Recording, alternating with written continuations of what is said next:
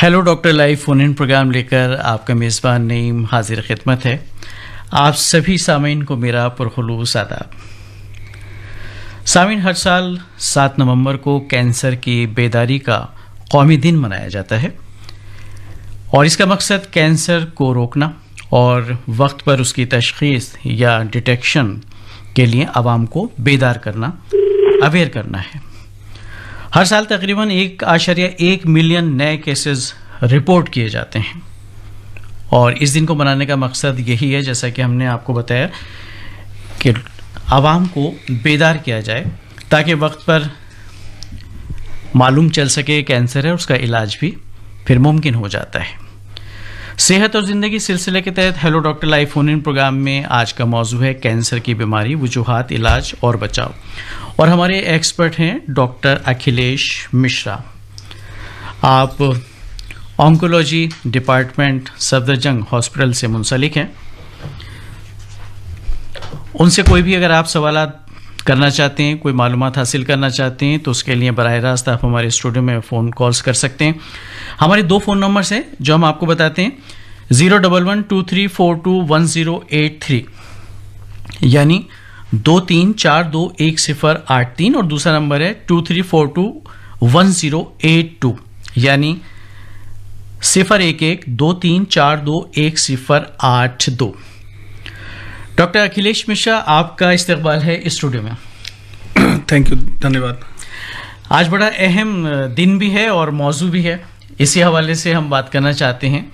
और जैसे कि हमने कहा कि आज कौमी दिन भी है कैंसर अवेयरनेस का, और इस हवाले से बहुत सारे प्रोग्राम्स चलाए जाते हैं, तो हम ये जानना चाहेंगे क्या मकसद है आज के दिन को मनाने का।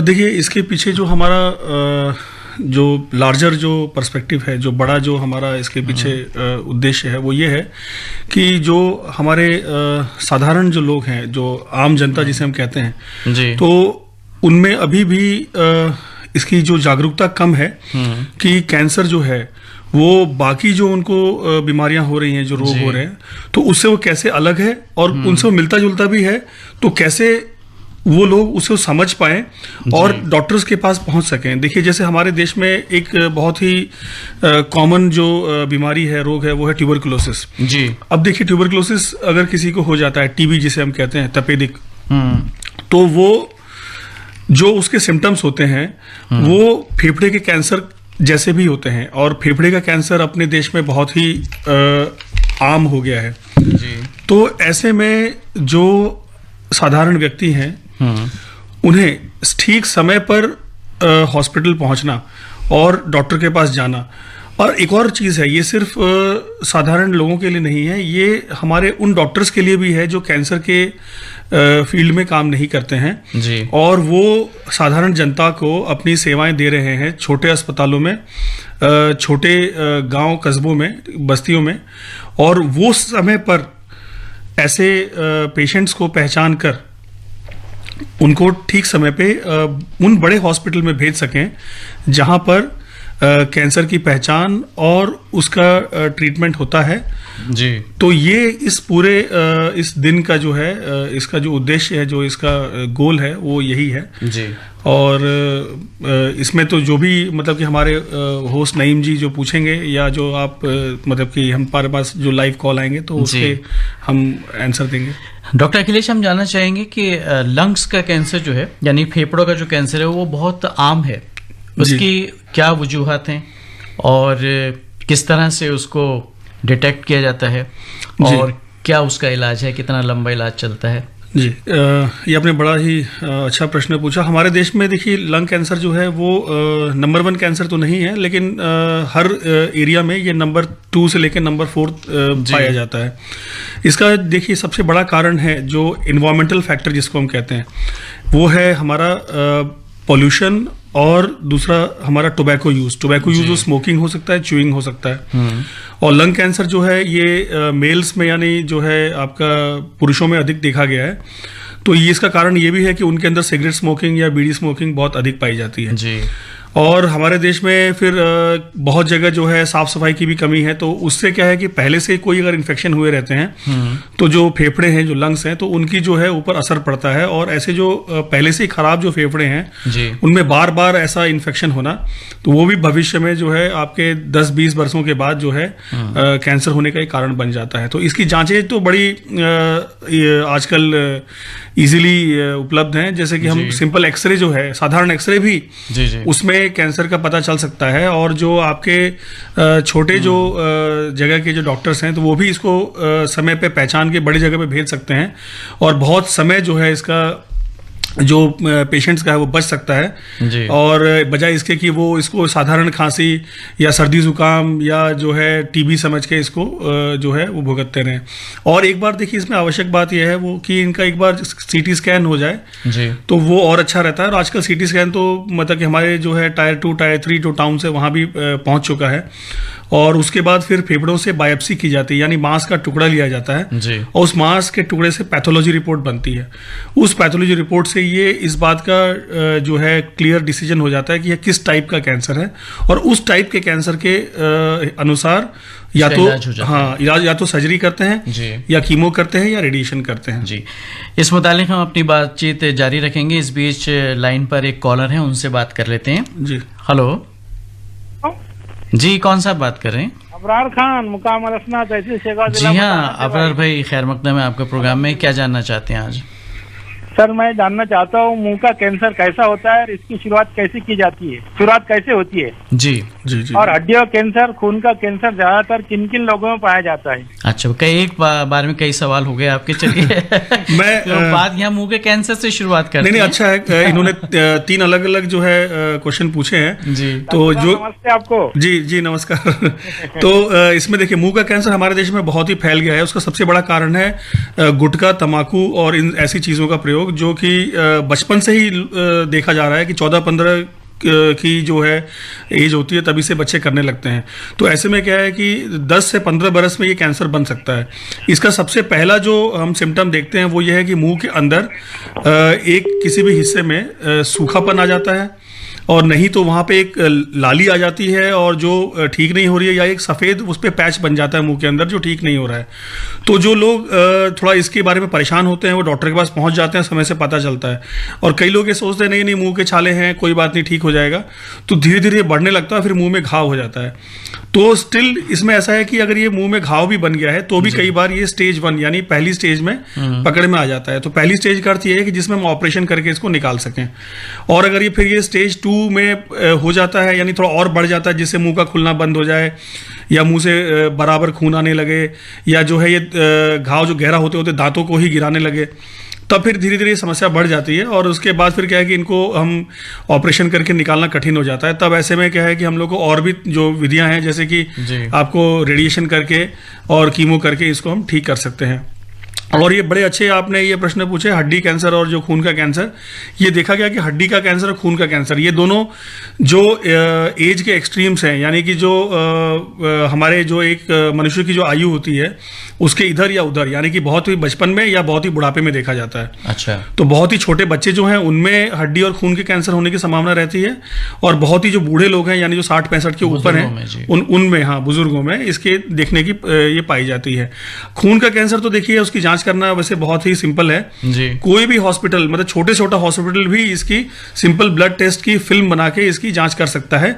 हाँ ये है कि इसमें जो बड़े टेस्ट होते हैं और जो बड़ा ट्रीटमेंट है उसके लिए जो डॉक्टर हैं वो उसको रेफर करके बड़े हॉस्पिटल भेज सकते हैं। लेकिन अगर जो हमारे छोटे हॉस्पिटल के जो डॉक्टर्स हैं वो इस बारे में बहुत सस्पिशियस रहे कि नहीं, अगर कोई बच्चा है उसको बहुत लंबे समय से कहीं से शरीर से खून आ रहा है या कहीं उसको फीवर हो रहा है और जो ठीक नहीं हो रहा, कई सप्ताह हो गए, तो ऐसे में फिर वो क्या है कि ब्लड की फिल्म की जांच करके और फिर उसको रेफर कर सकते हैं हायर सेंटर पे, क्योंकि इसका जो ट्रीटमेंट है, चिकित्सा है, वो छोटे सेंटर पे करना बहुत ही कठिन है क्योंकि उसमें बहुत समय लगता है। और हाँ, जो पिछला जो क्वेश्चन था वो ये था कि जो लंग कैंसर उसमें ट्रीटमेंट में कितना समय लगता है। देखिए इसमें ट्रीटमेंट पूरा जो है 4 से 6 महीने लगते हैं लंग कैंसर में। मुंह के कैंसर में भी देखिए आपके 3 से जो है 5 महीने लग जाते हैं ठीक करने में। ब्लड कैंसर जो है उसका ट्रीटमेंट बहुत लंबा चलता है और वो ट्रीटमेंट जो है 1 बरस से लेकर 2 बरस तक भी चल सकता है। अच्छा, हाँ जी। तो क्या ये जो इलाज होता है मुकम्मल तौर पर इसमें मरीज जो है सेहतयाब हो जाता है? इस मुतालिक हम बात करेंगे। इस बीच में एक कॉलर हैं, जी, जी। पहले उनसे बात करते जी हैं। जी जी हेलो हेलो जी हेलो। जी। हाँ, मैं राजू अग्रवाल, राजा राम नगर देवास से। जी, जी। नमस्कार नईम साहब।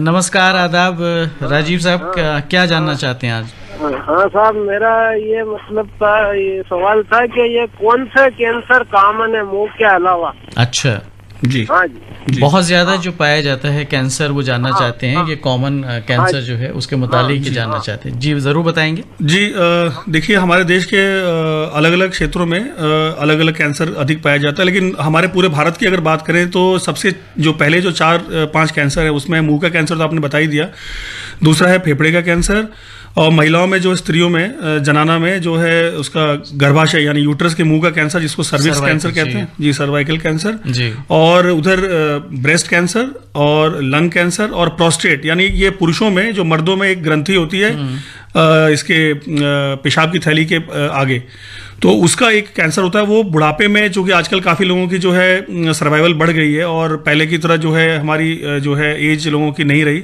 अब लोग 75, 80, 85 साल तक बहुत कॉमनली जी रहे हैं जी तो ये बुढ़ापे के साथ ये होने वाला जो प्रोस्टेट कैंसर है, तो ये 4-5 कॉमन कैंसर है। जी, बातचीत यहाँ जारी थी। आप इलाज के मुतालिक बता रहे थे। जी जी क्या मरीज जो है, ये आपने बताया मुख्तलिफ कैंसर्स में मुख्तलिफ इलाज होता है, किसी में 4 से 5 महीने लगते हैं, जी। किसी में जैसे ब्लड कैंसर की आपने बात की तो कई साल तक लग जाते हैं। जी। तो ये इलाज लेने के बाद मरीज जो है मुकम्मल तौर पर सेहतयाब हो जाता है? हाँ हाँ, ये आपने बहुत ही अच्छा सवाल पूछा। इसमें ऐसा है कि कैंसर की जो फैलाव है, जी। तो फैलाव को हम लोग इसको टेक्निकली स्टेजिंग कहते हैं, तो उसके अनुसार जो है पेशेंट का सर्वाइवल यानी बचने की जो संभावना है जो, जी तो वो होती है। तो जनरली ये देखा गया है कि देखिए पहली बात तो हर कैंसर की कॉमन स्टेजिंग नहीं है, जी और उसके अलग अलग जो पैटर्न होते हैं उसके अनुसार स्टेजिंग बनाई गई है। पर फिर भी हम जो आम भाषा में कह सकते हैं कि स्टेज 1 में तो 95% चांस है कि कैंसर जो है ठीक हो जाएगा पूरी तरह और पेशेंट 5 बरस तक डेफिनेटली सर्वाइव करेगा। स्टेज 2 में ये संभावना बहुत तेजी से गिर के 75% रह जाती है। स्टेज 3 में आप मान लीजिए कि 35 से 50% संभावना रह जाती है, और स्टेज 4 में तो 5 से 15%, बहुत कम चांसेस बहुत कम चांसेस होते हैं। जी। तो ये जो स्टेज की बात आप बता रहे हैं, पहली बार अगर जैसे जांच की जाती है तो क्या स्टेज 1 का पता तभी चल जाता है या कुछ फर्दर इन्वेस्टिगेशन कराना? हाँ देखिए, ये जितनी अर्ली स्टेज होगी, जितना पहले का स्टेज होगा, उतनी कम जांचें करनी पड़ेंगी। अच्छा।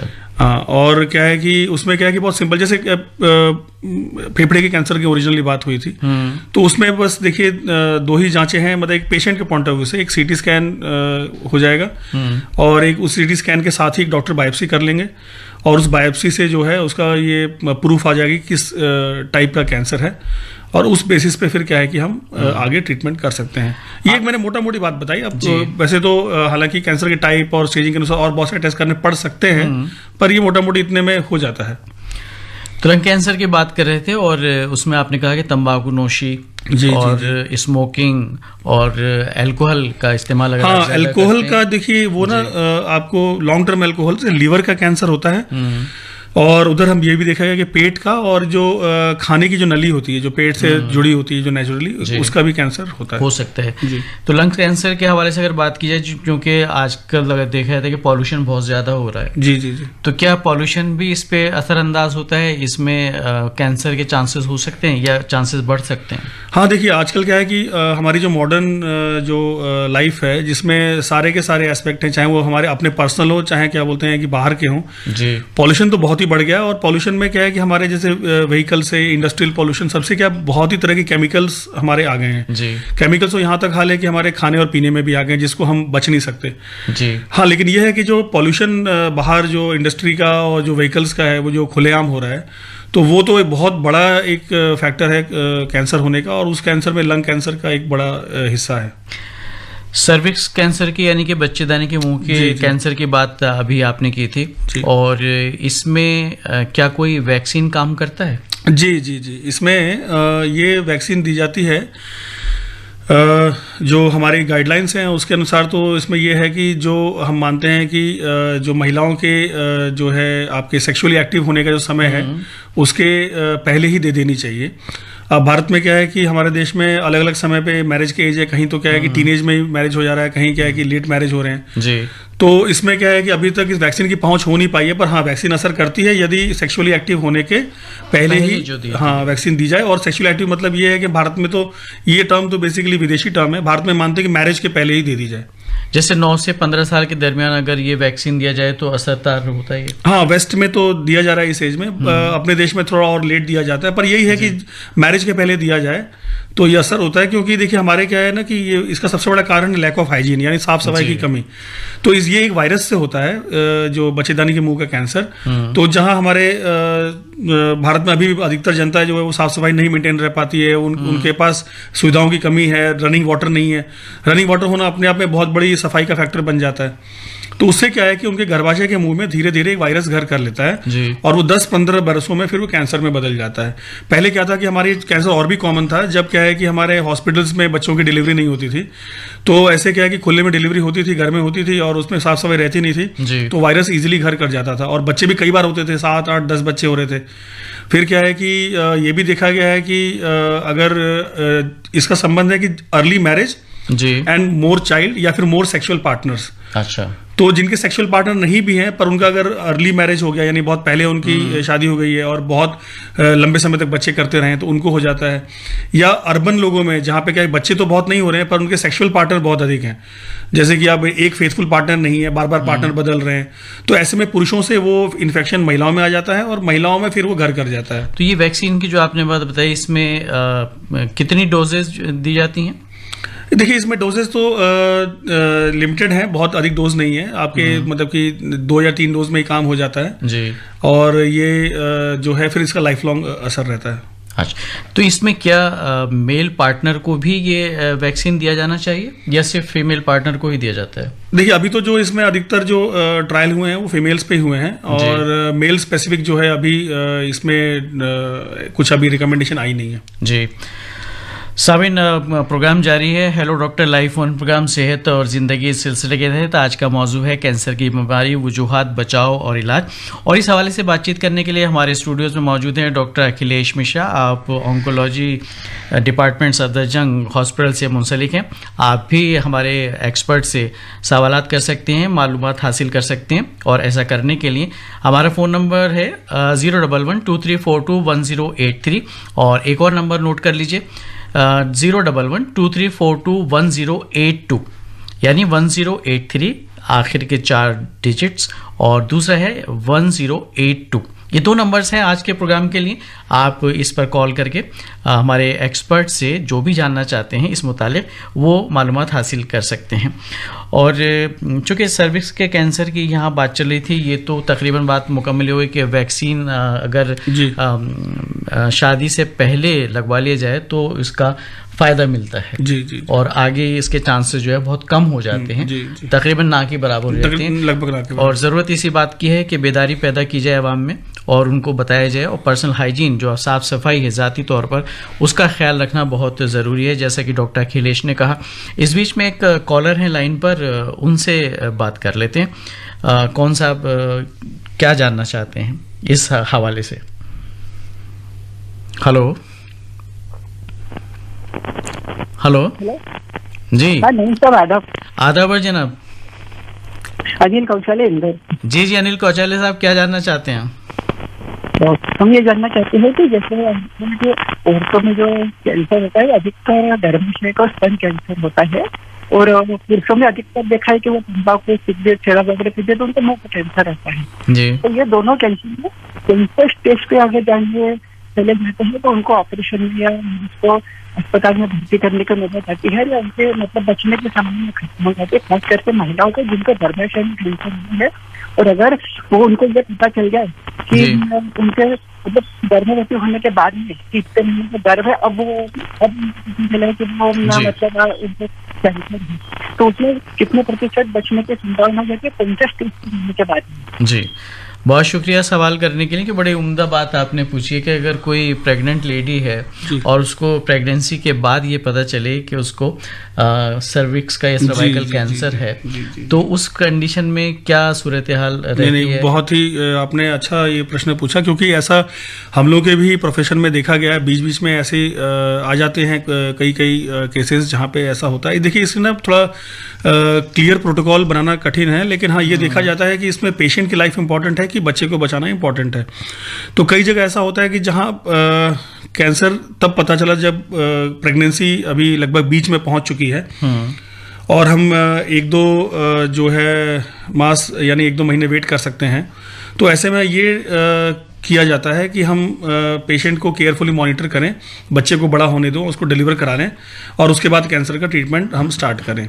अब ये अगर क्या है कि प्रेगनेंसी बहुत पहले ही उसमें है, मतलब कि महीनों में है, यानी 2-3 महीने के पहले ही है और तब कैंसर का पता चल रहा है, तो जनरली ये कहा जाता है कि क्योंकि कैंसर का ट्रीटमेंट ये होता है, टॉक्सिक होता है, तो उसमें प्रेगनेंसी को अबॉर्ट कर दिया जाए। तो अब ये कितने प्रतिशत संभावना है बचने की, ये स्टेजिंग पे डिपेंड करता है, जैसे कि मैंने कहा था जी। तो जितना अर्ली स्टेज होगा उतना अनकॉम्प्लिकेटेड यानी उतना सिंपल ट्रीटमेंट होगा, और जैसे जैसे पेशेंट की स्टेज बढ़ती जाएगी ट्रीटमेंट कॉम्प्लिकेटेड होता जाएगा, लेकिन फिर भी सर्वाइवल यानी बचने के जो चांसेस हैं वो कम होते जाएंगे। जी, बड़ी उम्दा बात आपने बताई। और यहाँ इस बात का ख्याल रखा जाता है कि बच्चे को ज़्यादा परेशानी है या माँ को, और माँ की ज़िंदगी चूँकि पहले देखी जाती है, जी। मदर रहेगी तो प्रेगनेंसी फिर भी हो सकती है, बच्चा फिर इस दुनिया में आ सकता है। तो ये इस बात का इन्हिसार करता है कि कॉम्प्लिकेशंस कहाँ ज़्यादा है और किसको कितने सर्वाइकल के चांसेस बनते हैं, सर्वाइवल जी बिल्कुल सर्वाइवल के चांसेस बनते हैं, उस तरफ तवज्जो दी जाती है। और अब हम यहाँ बात करना चाहेंगे बोन कैंसर की बात दरअसल हो रही थी। बोन कैंसर कई बार पता नहीं चल पाता है, सिर्फ पर्टिकुलर किसी हिस्से में, जिस्म के किसी हिस्से में दर्द बहुत ज़्यादा रहता है और पेन किलर ले लेके आप काम चला रहे हैं, तो उसकी क्या अलामत होती है? अगर बोन कैंसर किसी को है, किस तरह से पता लग सकता है कि ये बोन कैंसर हो सकता है जांच से पहले?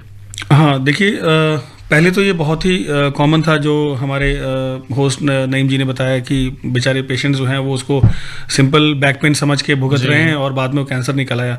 आजकल जैसे कि मैंने कहा कि छोटे छोटे सेंटर में भी सिंपल एक्सरे तो हर जगह अवेलेबल है जी। और कई जगह तो यहाँ तक CT स्कैन भी पहुँच चुका है, MRI भी कुछ सेंटर पे, मतलब मिडिल लेवल टाउन पे पहुँच चुके हैं। तो सिंपल एक्सरे भी क्या है ना कि बहुत सारे डाउट्स को दूर कर देता है। हमारे आजकल ना एक धारणा बन गई है सभी जगह, यहाँ तक कि डॉक्टरों के अंदर भी ऐसी धारणा है कि नहीं, जो जितना हाईफाई कॉम्प्लिकेटेड मशीन होगी उतना ही अच्छा है। ऐसा नहीं है। सिंपल ब्लड टेस्ट, आपके सिंपल यूरिन टेस्ट है, सिंपल एक्सरे है, इससे भी बहुत सारी बड़ी बड़ी बीमारियों की जो है इंडिकेशन दिख जाती है कि हाँ कि ये कुछ तो बड़ी गंभीर बात है।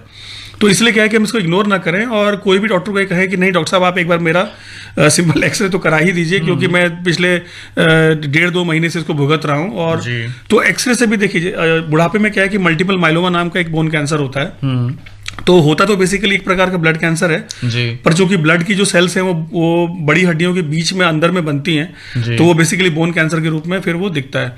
तो वो भी बुढ़ापे की बीमारी है। तो हमारे कई बूढ़े लोग जो है वो बहुत बाद में मल्टीपल माइलोमा जो है उनका डायग्नोस होता है, क्योंकि जस्ट बिकॉज इसीलिए कि सिंपल कमर दर्द समझ के उसको भुगत रहे थे। तो ऐसे में क्या एक सिंपल एक्सरे से भी माइलोमा का चित्र दिख जाता है कि हाँ ये तो कुछ गंभीर बात है और इसमें सिंपल बुढ़ापे की हड्डियों की कमजोरी नहीं है, इसमें कुछ गड़बड़ लग रहा है। तो उसमें क्या है कि हड्डियों में विशेष पैटर्न बन जाते हैं, जिसको क्या बोलते हैं कि कोई भी डॉक्टर सरलता से पहचान लेगा।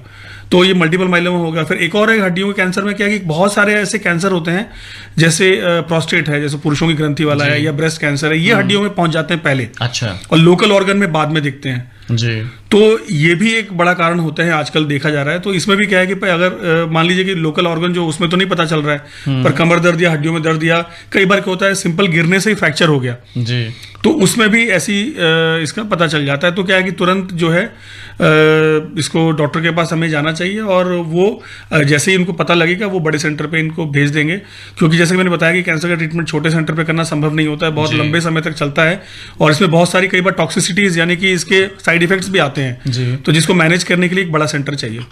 तो बड़ी उम्दा बात आपने बताई कि शुरुआती दौर में जो है, जैसे आपको लगे कि आपको कमर दर्द है या दर्द किसी भी हिस्से में जिस्म के बहुत ज़्यादा है, आपने दवा ली, इलाज कराया, लेकिन आराम नहीं मिल जी, रहा जी, है, जी। तो उसको नज़रअंदाज नहीं करना चाहिए और शुरुआत में ही एक्सरे या छोटे मोटे जो भी इन्वेस्टिगेशन है, जांच है, वो कराकर उससे भी पता चल सकता है। ज़रूरी जी, नहीं कि आप डायरेक्ट जो है MRI या CT स्कैन कराएं और जी, फिर सिंपल आपको- एक्सरे भी कई बार हमारे मतलब कि 3/4 जो है रोगों का वो डायग्नोसिस कर सकता है। हाँ, कंफर्मेशन के लिए बड़े टेस्ट चाहिए होते हैं, पर देखिए अगर जी। हमने एक्सरे भी नहीं कराया और हम कमर दर्द मान के भुगत रहे हैं तो फिर बहुत वो बड़ी बात आगे चल के होगी, फिर कुछ कर नहीं सकते। जी बिल्कुल, बड़ी उम्दा बातें आपने बताई, क्योंकि वक्त कम पड़ जाता है कई बार, क्योंकि जी, इतना ये वसी मौजू है। कैंसर की अगर बात की जाए, बहुत सारे ऑर्गन्स में ये होता है, क्यों, और उसी के हिसाब से भी अलामात भी अलग अलग होती हैं और इलाज भी अलग है, उनका दौरानिया भी कम या ज़्यादा है। तो इस मुताल्लिक़ कभी वक्त मिलेगा तो और मज़ीद आपसे इस मौजू के हवाले से बातचीत करेंगे, लेकिन जाने से पहले सिर्फ आपसे यही जानना चाहते हैं कि इस मौजू के हवाले से आप हमारे सामीन को क्या पैगाम देना चाहते हैं, किस तरह से वो कैंसर से अपना बचाव कर सकते हैं। देखिए, सबसे पहले तो जो आजकल सबसे बड़ा जो हमारा कारण है कैंसर होने का, वो है टोबैको यानी तम्बाकू। तम्बाकू किसी भी रूप में हो, चाहे वो बीड़ी सिगरेट के रूप में हो, चाहे वो गुटखे के रूप में हो, चाहे वो नस्वार के, किसी भी प्रकार का तम्बाकू जो है उसको आज ही इसी समय छोड़ दें।